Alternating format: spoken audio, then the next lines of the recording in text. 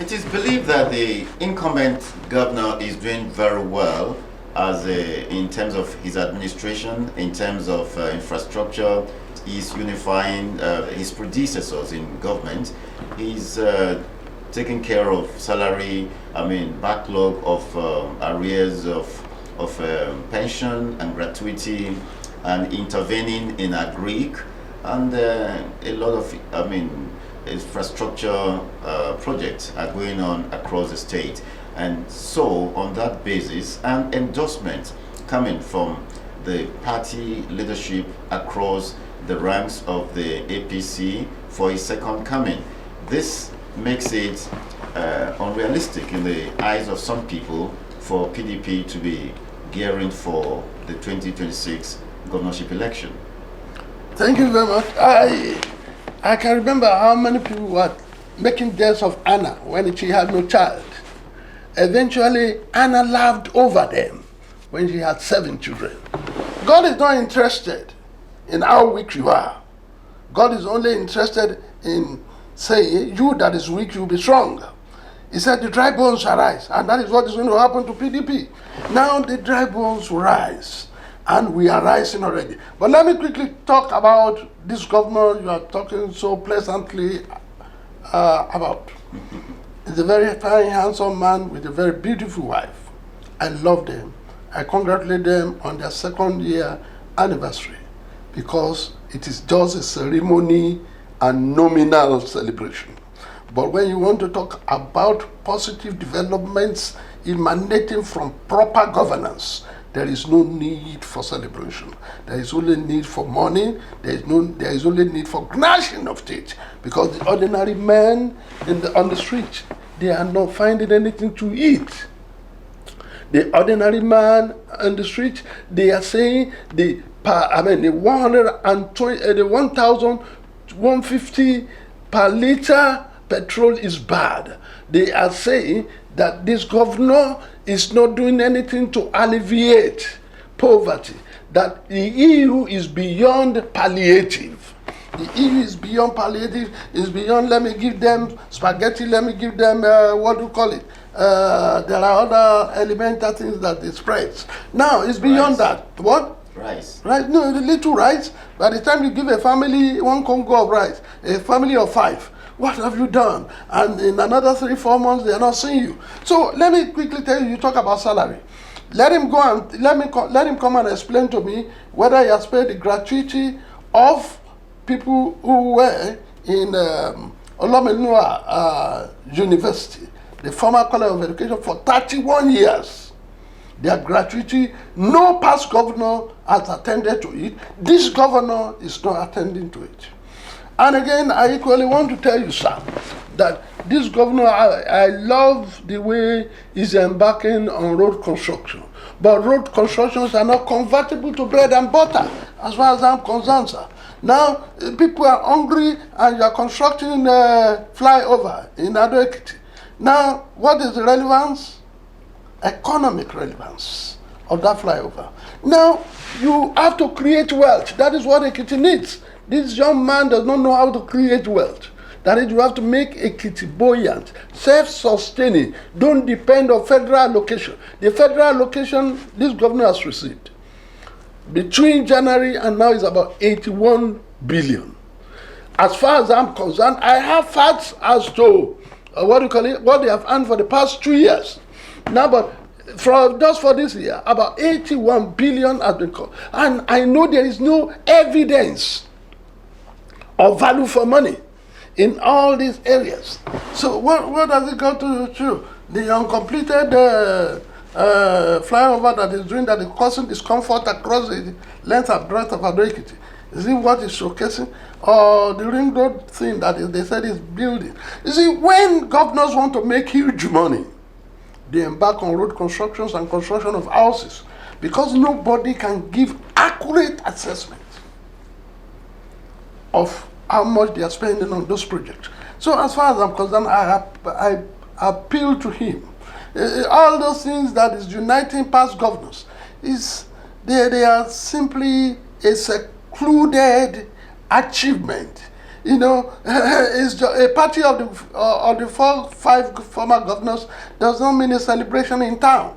That you are bringing them together, encouraging all these governors by paying them monthly or giving them money regularly. It does not affect me. It does not affect the ordinary man on Ojumoshe Road. It does not affect the ordinary man in Ikole. It does not affect people in Agbado. It does not affect people at Itapaji.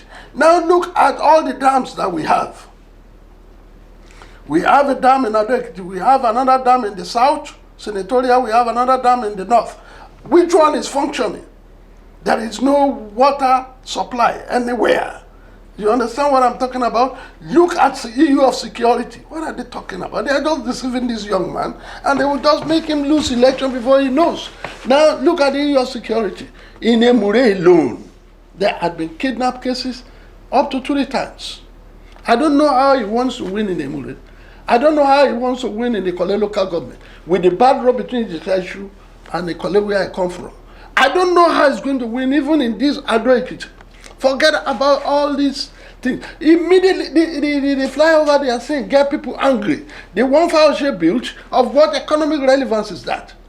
The money that they're going to spend on the flyover that is starting now can put the entire roads in Ekiti in a proper shape if it's a very serious man.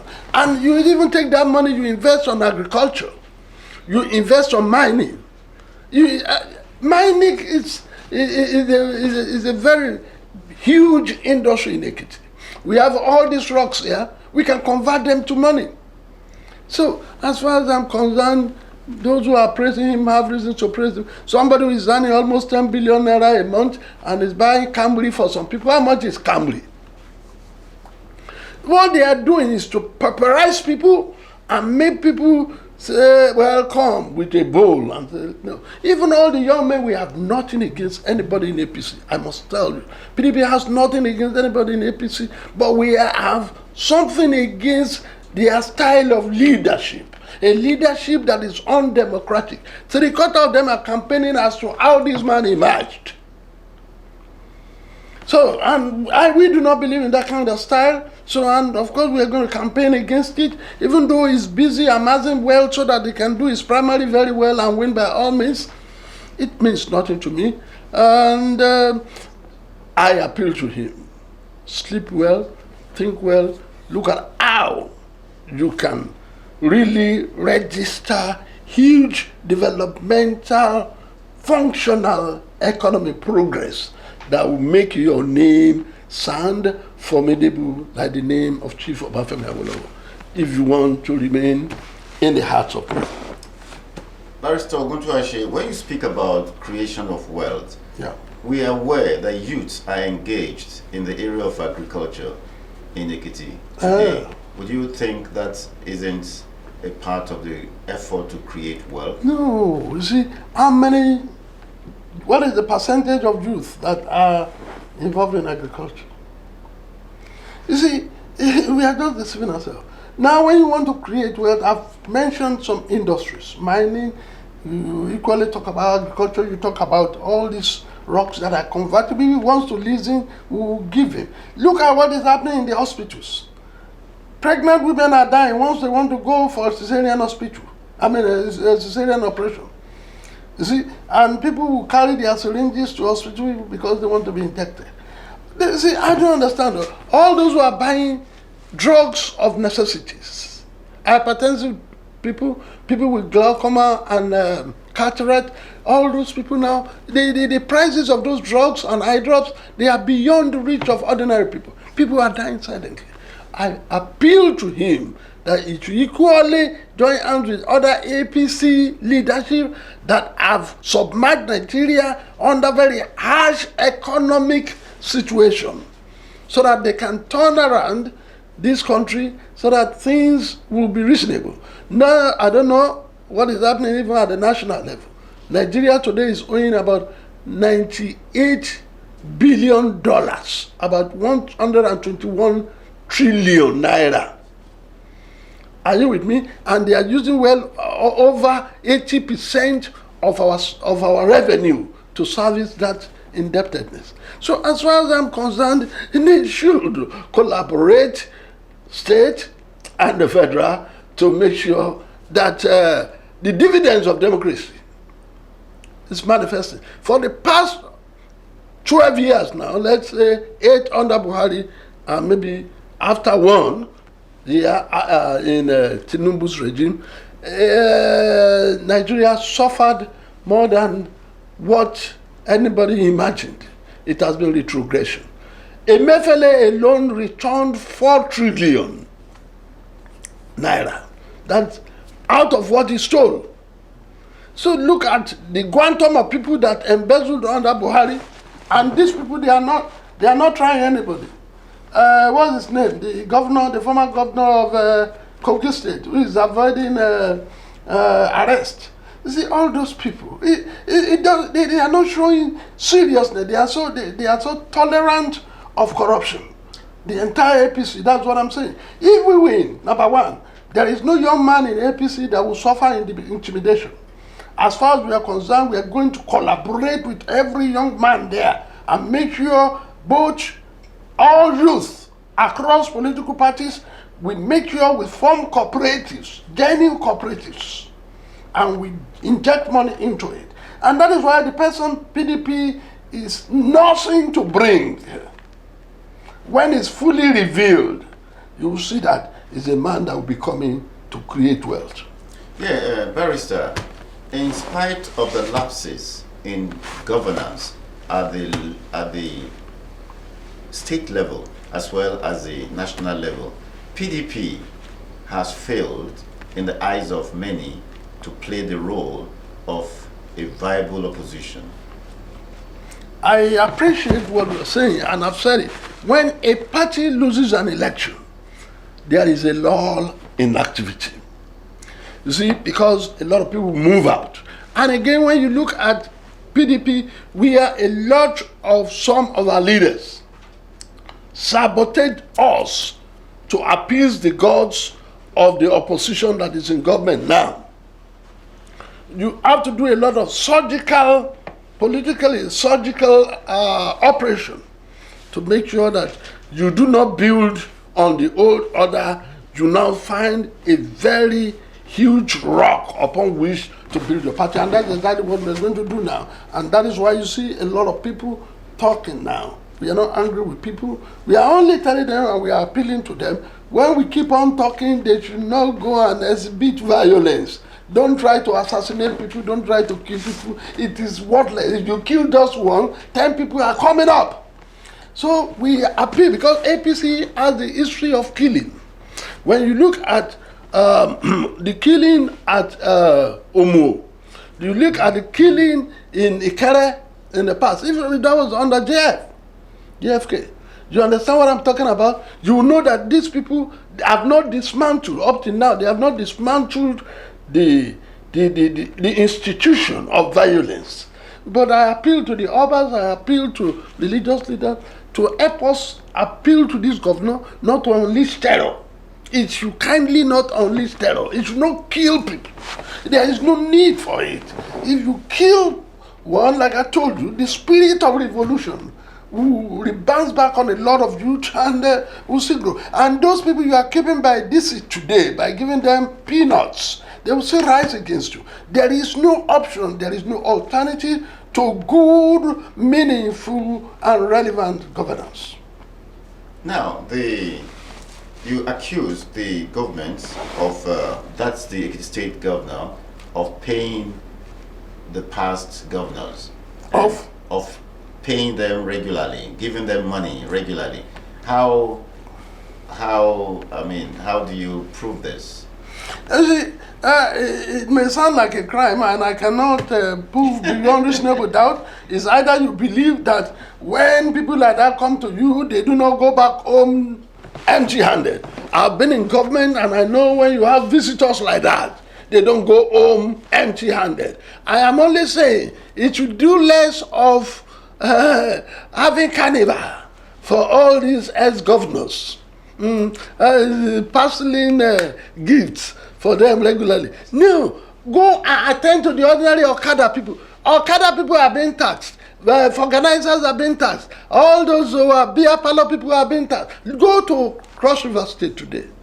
If you have any hotel with less than 50 rooms, you will be avoided. If you trade in agricultural produce, you will not pay tax. All those, instead of taxing people, multi-tax. Do less of that. Be imaginative. Let your brain work. Tax your brain. Don't tax people.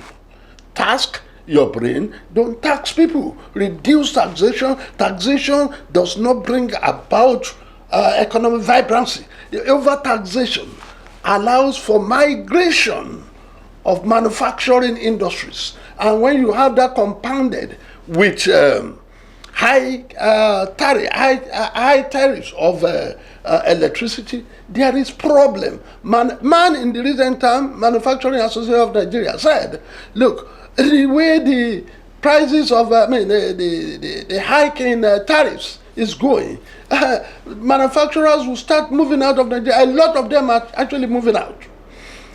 Diesel is high, petrol is high, taxation is high. So how do you want to keep manufacturing companies? If you know how many of such manufacturing companies that have fled Nigeria to neighboring countries, you'll be surprised. So as far as I'm concerned, they should create a conducive environment where, what do you call it? Manufacturers will find this place habitable.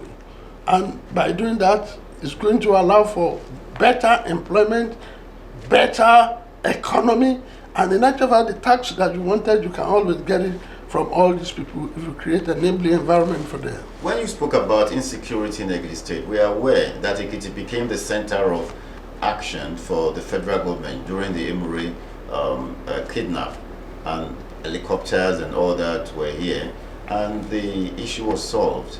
And I think up to today, attention is still on Ekiti in the area of insecurity from the federal government. The issue in Emuri was solved after losing how many lives? And how many times did this governor visit Emuri during that time? Let's leave this governor alone. Don't let us analyze this man too much, so that it won't look as if, because Obasanjo said those who criticize governments, they think they are the enemies of government. I can never be the enemy of this fine man. I am not, but I'm only telling him, do more on industrialization, do more on creating wealth, do less of wanting to unleash terror on people, do more on being friendly with people, not with past governors alone. Be friendly with people. And again, when you talk about the fact that it's operating an inclusive government that is bringing some people into the, you see, I don't want to talk about that too, because I'm the chairman of the Disciplinary Committee. So I don't want to. Do you think your party, if it assumes power in 2026, will do anything significantly different than from PDP what is going on? has history of performance, and in actual fact, if Nigeria looks back, they will regret ever telling PDP to go. But I do not blame Nigerians, because the way APC embarked on campaign of calumny could make somebody to hate a pope. You see, if APC decides to criticize the pope today, you see they will smear him. You see, but the way they laid siege upon Jonathan, okay, the subsidy that Egbon Asiwaju Tinubu was saying, no, you cannot withdraw subsidy. That was what he did. Total removal of subsidy the first day he came. So their campaign of calumny is really energized by a deceitful heart. So we appeal to them. Nigerians looking back will know that it was an error. But we thank God that Nigerians decided like that, and PDP has learned its lesson. Nigerians too have learned their lessons, that those they took for saints are actual satanic people. People they thought are angels, they are not. They are more of demons than anything. So I will appeal to Nigerians to become cool, cooperate with one another, and bring about a glorious dawn that is approaching. Barrister, if you believe that Ekiti PDP is going to be repositioned, do you believe the same at the national level of the PDP when you have people like Wike and his group still very active within the party? Do you see the PDP at national level rising to its feet? The PDP, let me tell you, we have the finger of God working for us. I'm going to talk very minimally about Wike. Very, very minimally. I know why I don't want to talk too much about him. Not for anything. When you look at Rivers, you see that he's undoing his own people. And he has almost divided that place. And this federal government is backing him. If federal government does not back him, Fubara will have peace there. But now when you talk about my party and what is his name, Wike, we are going to tolerate him to the level of reasonable men. And already know that within PDP at the national level, there's a disciplinary committee that has been put up. So if we have any case against Wike, they are going to bring it up there. So before they start their work, I don't want to be judgmental. But it suffices to say that it's too ambivalent.